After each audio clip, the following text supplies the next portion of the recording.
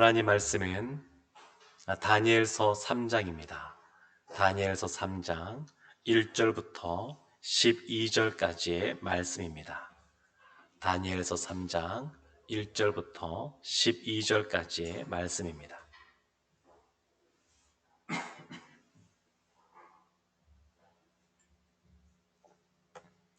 다니엘서 3장 1절부터 12절까지 저와 여러분이 한 절씩 교독하겠습니다. 느부갓네살 왕이 금으로 신상을 만들었으니 높이는 60규빗이요 너비는 6규빗이라. 그것을 바벨론 지방의 두라 평지에 세웠더라. 느부갓네살 왕이 사람을 보내어 총독과 수령과 행정관과 모사와 재무관과 재판관과 법률사와 각 지방 모든 관원을 느부갓네살 왕이 세운 신상의 낙성식에 참석하게 하매, 이에 총독과 수령과 행정관과 모사와 재무관과 재판관과 법률사와 각 지방 모든 관원이 느부갓네살 왕이 세운 신상의 낙성식에 참석하여 느부갓네살 왕이 세운 신상 앞에 서니라. 선포하는 자가 크게 외쳐 이르되, 백성들과 나라들과 각 언어로 말하는 자들아, 왕이 너희 무리에게 명하시나니 너희는 나팔과 피리와 수금과 사면금과 양금과 생황과 및 모든 악기 소리를 들을 때에 엎드리어 느부갓네살 왕이 세운 금 신상에 절하라. 누구든지 엎드려 절하지 아니하는 자는 즉시 맹렬히 타는 풀무불에 던져 넣으리라 하였더라. 모든 백성과 나라들과 각 언어를 말하는 자들이 나팔과 피리와 수금과 사면금과 양금과 및 모든 악기 소리를 듣자 곧 느부갓네살 왕이 세운 금 신상에게 엎드려 절하니라. 그때에 어떤 갈대아 사람들이 나와 유다 사람들을 참소하니라. 그들이 느부갓네살 왕에게 이르되, 왕이여 만수무강하옵소서. 왕이여 왕이 명령을 내리사 모든 사람이 나팔과 피리와 수금과 사면금과 양금과 생황과 및 모든 악기 소리를 듣거든 엎드려 금 신상에게 절할 것이라. 누구든지 엎드려 절하지 아니하는 자는 맹렬히 타는 풀무불 가운데에 던져 넣음을 당하리라 하지 아니하셨나이까. 이제 몇 유다 사람 사드락과 메삭과 아벳느고는 왕이 세워 바벨론 지방을 다스리게 하신 자이거늘, 왕이여 이 사람들이 왕을 높이지 아니하며 왕의 신들을 섬기지 아니하며 왕이 세우신 금 신상에게 절하지 아니하나이다. 아멘.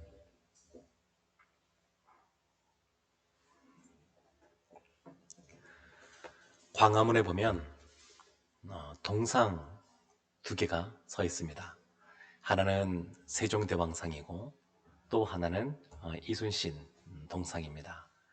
그런데 이 세종대왕상의 규모, 높이가 6.2m, 그리고 이순신 동상의 높이가 6.5m 정도 된다고 그럽니다.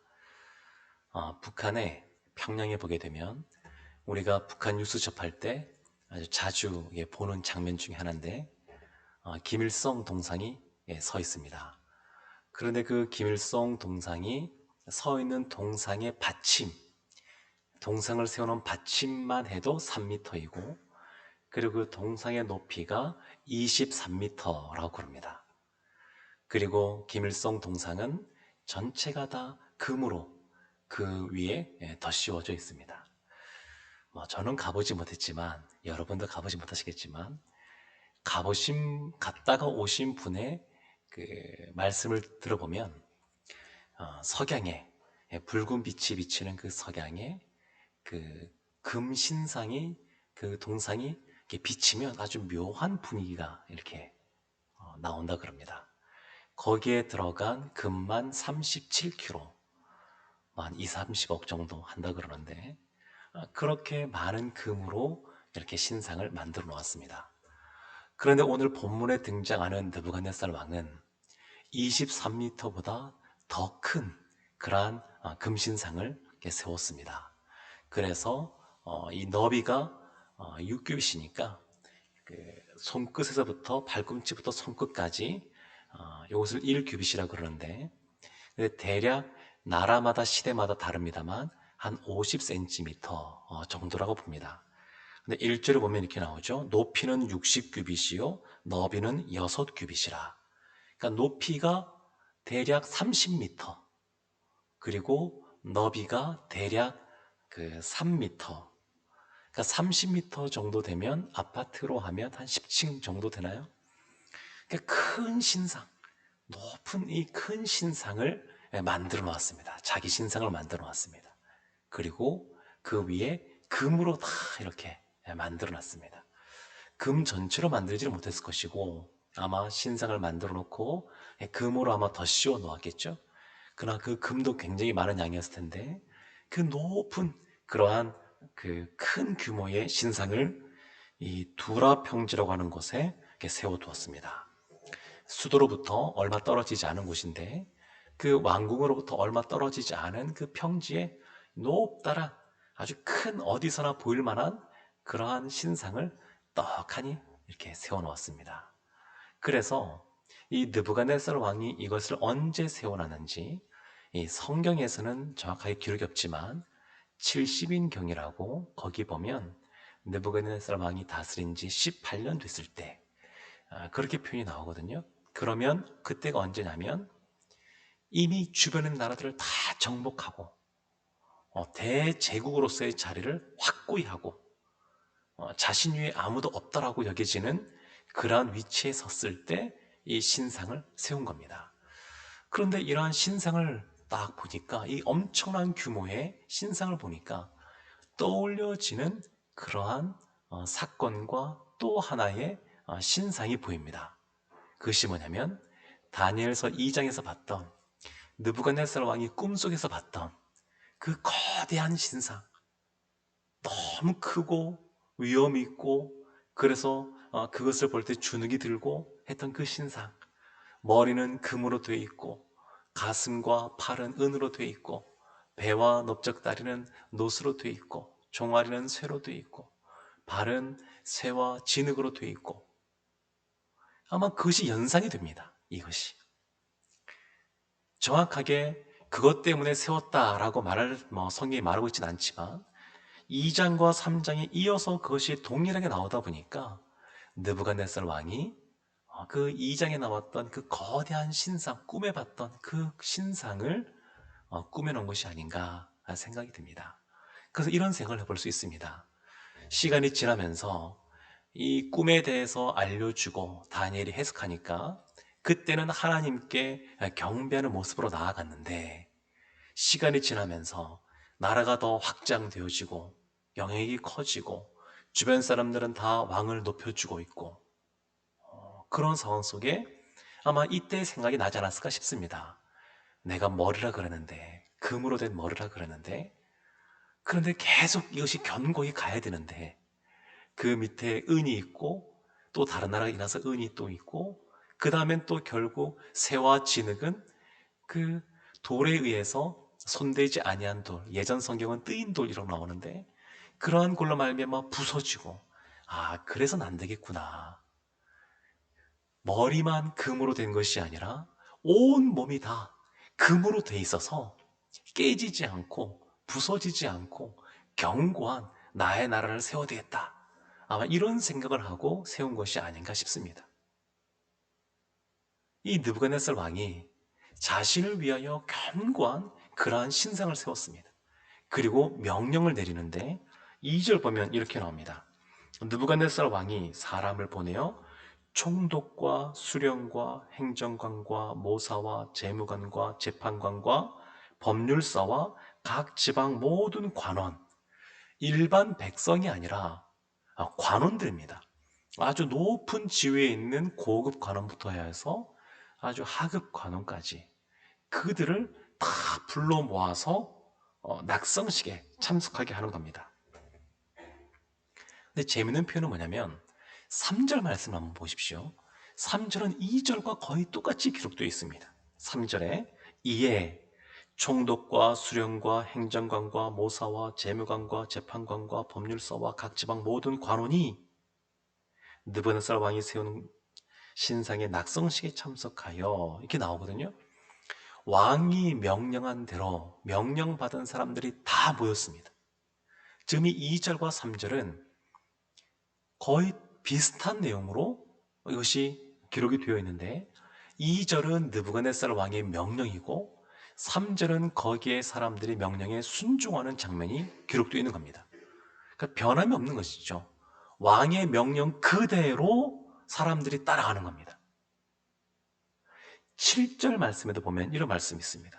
7절에도 모든 백성과 나라들과 각 언어를 말하는 자들이 나팔과 피리와 수금과 사면금과 양금과 및 모든 악기 소리를 듣자 곧 느부갓네살 왕이 세운 금신상에게 엎드려 절하니라.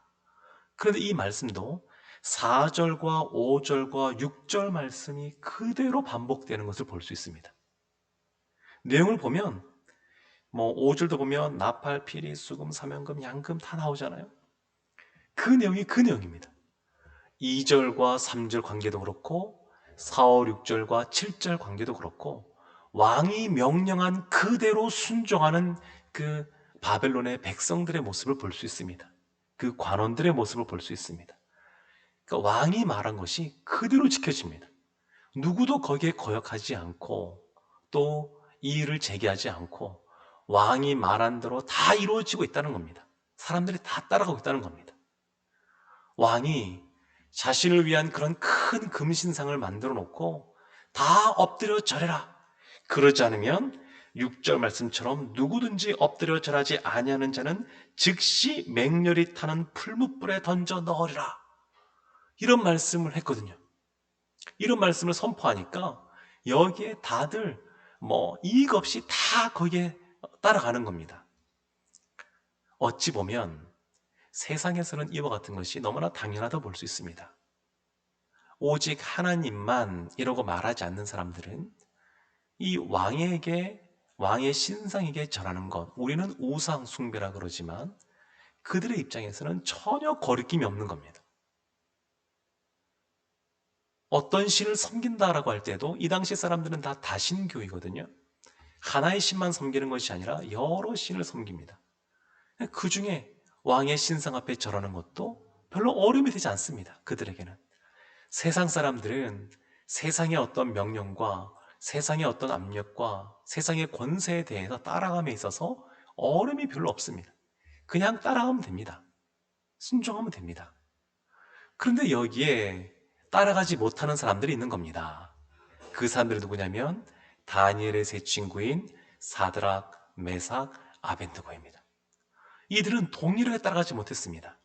그래서 8절 말씀부터 보게 되면 이 사드락, 메삭, 아벤느고가 한 행동에 대해서 주변에서 가만두지 않고 고자질하는 사람들이 나옵니다. 그래서 8절 말씀 보게 되면 그때에 어떤 갈대아 사람들이 나와 유다 사람들을 참소하니라. 이 갈대아 사람, 이 사람들 보면 앞에 갈대아 술사들 이렇게 나오는데 지도자라고 할 수 있습니다. 이 다니엘과 세 친구와 더불어서 그 당시에 지혜로운 사람이라고 일컬어지고 또 도를 다스리고 하는 그러한 지도자였던 것 같습니다. 이 사람들이 참소하는 겁니다. 어쩌면 이 사람들이 이렇게 참소하면 왕에게 칭찬 듣고 상급이라도 받을까 싶어서 참소했을 수도 있고 아니면 평상시에 이 눈에 가시 같은 존재들이었는데 노예로 잡혀와서 나라를 다스리는 그러한 그 높은 지위에 있는 그들을 바라보면서 평상시에도 눈에 가시 같은 사람들이었는데 잘됐다 생각해서 참소했을 수도 있습니다. 뒤에 보면 느부갓네살 왕이 다니엘뿐만 아니라 이 세 친구도 아끼는 사람들이었습니다. 그래서 이 느부갓네살 왕이 인정하던 사람들이었습니다. 그러니까 풀무불에 던져지기 전에 다시 한 번 더 기회도 주고 그러지 않았습니까? 그런데 이러한 세 친구가 여러 가지 시기 때문에 그렇든 아니면 다른 이유 때문에 그렇든 세상 사람들로부터 그냥 가만히 하나님만 섬기도록 이렇게 배려받지 못하고 세상 사람들로부터 여러 가지 어려움을 겪는 것을 볼 수가 있습니다.